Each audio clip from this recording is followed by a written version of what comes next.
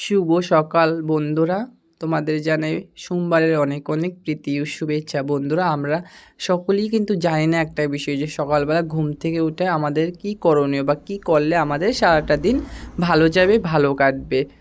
তো আমরা কি করি, সকালবেলা সবার আগে ঘুম থেকে উঠি, ফোনটা আগে টিপ দিয়ে দেখি কয়টা বাজে। এটা কিন্তু কখনোই করা যাবে না, এটা করাটা সবচাইতে বড় ভুল। কখনোই ঘুম থেকে উঠে আয়না দেখা যাবে না, যেটা সবচাইতে বড় ভুল।